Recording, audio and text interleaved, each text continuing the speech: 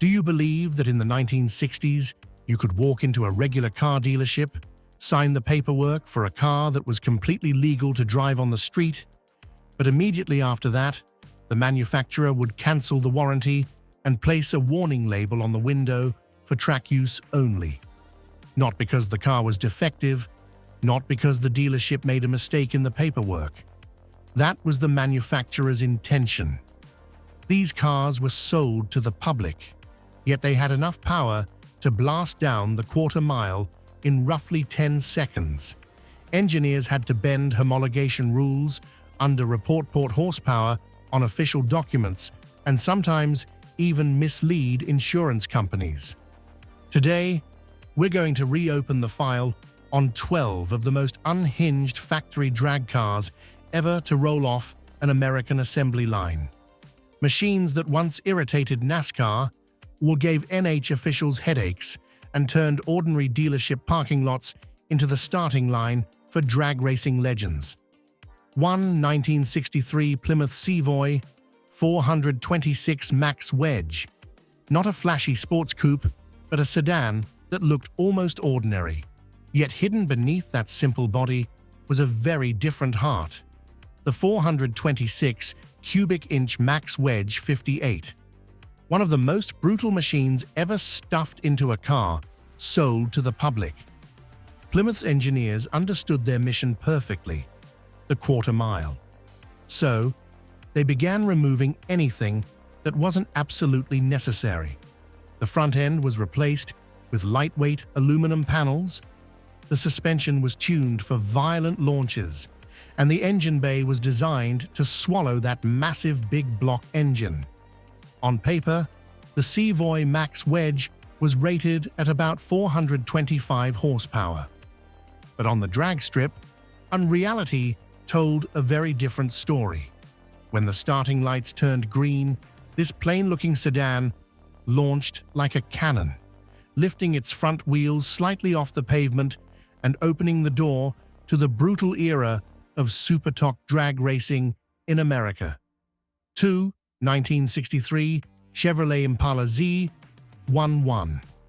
Chevrolet was known for smooth Impalas, built for the long boulevards of America. But in 1963, they decided to turn this full-size cruiser into a true drag strip machine. Under the hood sat the 427 cubic inch Z11 V8, equipped with massive dual-quad carburetors.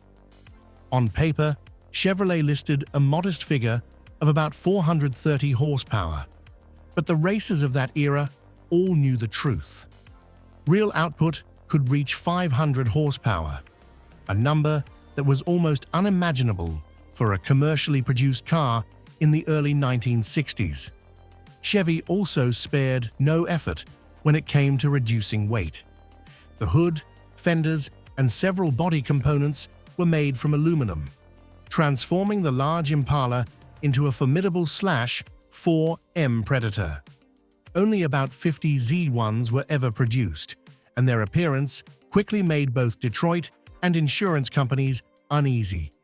The power was becoming so extreme that by the end of 1963, General Motors was forced to issue a controversial decision, banning engines larger than 400 cubic inches in many of its vehicle lines.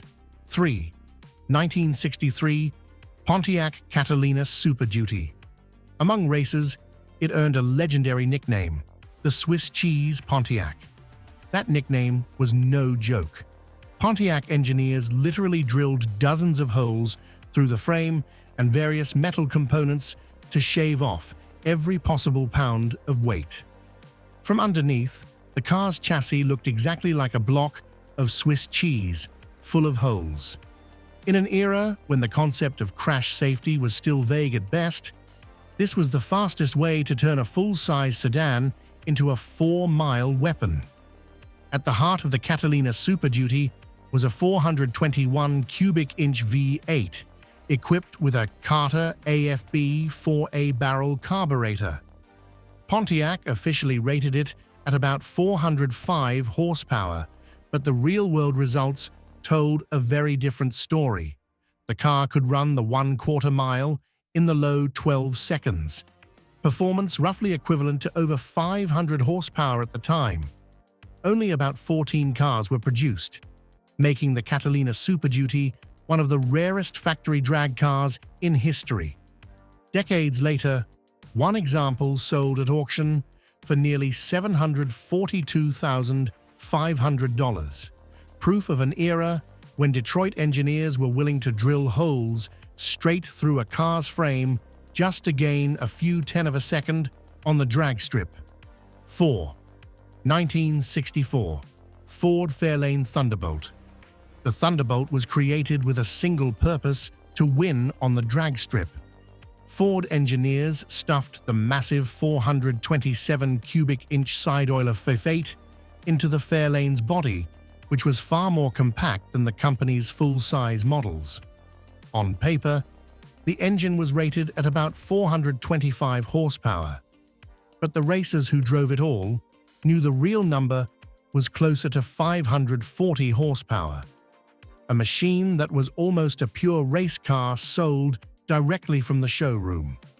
Ford also launched an extreme weight reduction campaign. The hood doors and front fenders were made from fiberglass. The window glass was thinner than normal, and even the battery was relocated to the trunk to improve traction during launch. Exactly 100 Thunderbolts were produced to satisfy NHOLOG rules, but that was more than enough. When the starting lights turned green, and this Fairlane would often lift its front wheels off the pavement and blast through the quarter mile in the mid-11 seconds, turning the Thunderbolt into one of the most legendary factory drag cars in Detroit history. 5. 1964 Mercury Cyclone 427. The Cyclone was originally an elegant coupe, built for the street, but in the hands of Mercury engineers, it quickly transformed into a true drag racing machine. At the heart of the car was the 427 cubic inch side oiler V8, the same legendary engine family that had already made Ford famous on the racetrack. Once installed in the more compact Cyclone body, that power became incredibly aggressive. To serve its quarter-mile mission, the car was equipped with a fiberglass hood, featuring the distinctive teardrop hood scoop, allowing the engine to gulp more air under acceleration. The suspension was also tuned to transfer maximum force to the rear wheels during the moment of launch. The result was a Mercury that looked refined and stylish, yet could launch off the starting line like a bullet. In Detroit's drag racing war of 1964, the Cyclone 427 proved that Ford and Mercury were playing the same game, and they were willing to push mechanical limits further than ever before. 6. 1964 Ford Lightning Bolt. This was not an official commercial model. The Lightning Bolt was essentially a series of experimental development cars based on the Fairlane platform, built with a single objective: maximize performance on the 1/4 mile. Under the hood sat the 427 cubic inch FE side oiler V8, the same big block engine family that helped make the Thunderbolt legendary. A real-world output from this engine was often estimated at over 500 horsepower, enough to turn what appeared to be ordinary sedans into genuine drag strip weapons. Like many other factory experimental projects from Detroit at the time, production numbers for the Lightning Bolt were extremely limited. Historical records suggest that only a very small number, estimated at fewer than 20 cars, were built for races and teams with direct connections to Ford. The interior was stripped almost completely.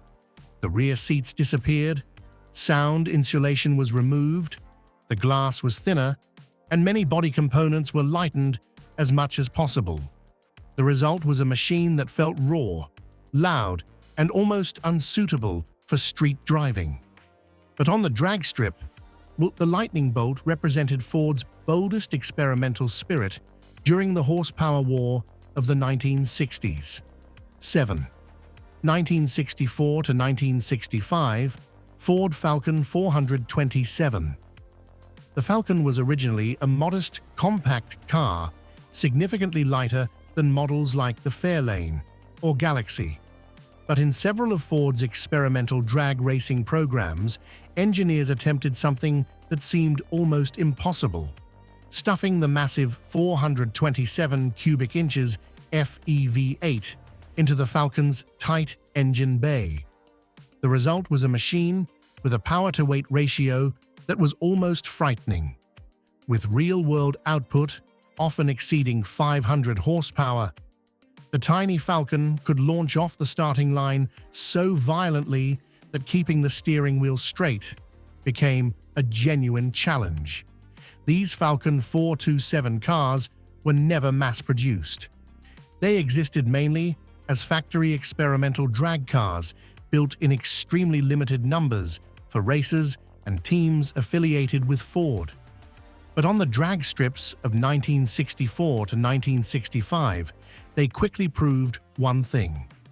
Once Detroit started putting big block power into small bodies, the drag racing war had entered an entirely new level. 8. 1965, Dodge Coronet, a 990. This project was developed within Chrysler's secret engineering departments, places where engineers were allowed to do things that conventional design teams would never approve. They equipped the Coronet with the 426 cubic inch race Hemi 8, an engine that was born almost solely to dominate the 1/4 mile. But engine power was only part of the story.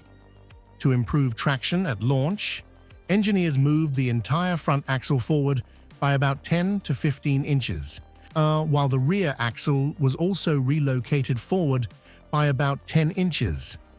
This shift in weight distribution allowed the car to transfer far more force to the rear wheels, something absolutely critical when hundreds of horsepower are unleashed in a split second. The result was a brutally effective drag strip machine. Only about 100,990 Coronets were built, but that was more than enough to shake up NH competition.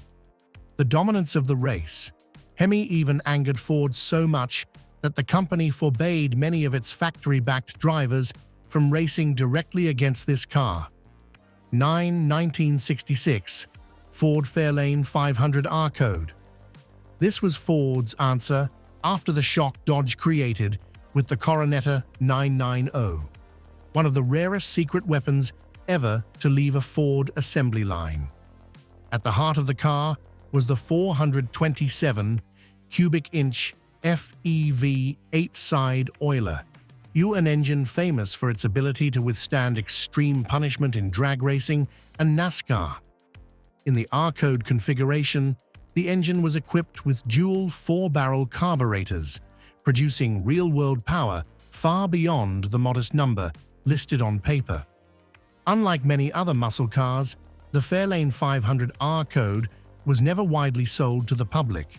Ford built only about 57 cars, and most of them were allocated directly to racers connected with the company's factory racing programs. On paper, this Fairlane could complete the 1/4 mile in around 13 seconds. But when properly tuned on the drag strip, many examples could blast through the finish line in the mid-11 seconds. An astonishing performance for a car that originated from a production assembly line. During the 1966 to 1967 NH seasons, the Fairlane R-Code quickly became a nightmare for competitors dominating the Superstock A and B classes. 10. 1968 Dodge Hemi Dart. The story begins with homologation rules, which required manufacturers to sell a certain number of cars to the public if they wanted to use them in competition. Dodge partnered with Hurst Performance, a company specializing in high-performance engineering, to transform the compact Dart into a true drag strip weapon. Under the hood was the 426 cubic inch street Hemi 58, an engine already infamous for for its brutal power. But inside the much lighter Dart body compared to other muscle cars, that power became almost uncontrollable. To reduce weight, the entire carpet, sound insulation, and many interior components were removed. The hood and fenders were made from fiberglass, while the suspension was specially tuned for violent launches off the starting line. The result was a machine capable of running the quarter mile in the low 10 seconds. So fast that Dodge even advised customers not to drive the car on the street for daily use. Only about 80 Hemi Darts were built, but that was enough to turn it into one of the most infamous factory drag cars ever produced in the history of American muscle cars. 11. 1968. Plymouth Hemi Barracuda. This was an even more extreme version of the same philosophy. Developed alongside the Hemi Dart, this Barracuda quickly became one of the most intimidating factory drag cars ever produced by Detroit. Like its Dodge sibling, the Barracuda was equipped with the 426 cubic inch race Hemi 8, an engine built almost entirely to conquer the 1/4 mile. In race trim, and its output was often estimated at around 600 horsepower, a figure that was nearly unimaginable for a car originating from a production assembly line in the late 1960s. The fastback design of the Barracuda also offered a slight aerodynamic advantage over the Dart. Combined with a lightweight body, drag-tuned suspension, and numerous fiberglass weight reduction components, the car became a true nightmare on the track. The Barracuda's power was so overwhelming that NH eventually required additional ballast weight to keep the class competition balanced. Even so, the car continued to dominate its rivals. Only about 50 Hemi Barracudas were built, and although they were technically street legal, Plymouth immediately voided the warranty upon delivery, placing a warning label on the window for Supertalk racing only. 12. 1969 Chevrolet Camaro ZL1. And by the late 1960s, as many automakers began facing pressure from regulations and insurance companies, Chevrolet still found a way to continue the horsepower war. The secret lay in a special GM ordering system known as COPO, Central Office Production Order. Normally, internal rules at General Motors did not allow engines that large to be installed in cars like the Camaro. But through the COPO program, certain dealerships were able to order special configurations directly from the factory. The result was the Camaro ZL1, a machine that was almost born for the drag strip. Under the hood sat the 427 cubic inch ZL1 V8, an engine made entirely from aluminum, which was extremely advanced for its time. It was significantly lighter than traditional cast-iron big block engines, but yet real-world output exceeded 500 horsepower, with many racers estimating close to 550 horsepower in actual configuration. Only 69 Camaro ZL1s were ever produced. But that was enough to close the final chapter of the golden era, a time when Detroit engineers could still bend the rules and push mechanical limits to the extreme. The cars on today's list are more than just machines.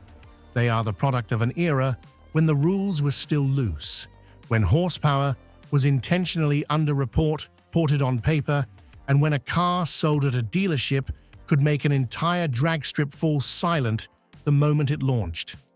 Perhaps we will never see another time quite like it. A period so wild, so bold, and so purely mechanical. So out of these 12 monsters, if you had to choose one to jump into for a stoplight challenge, which one would you drive? And leave your answer in the comments below.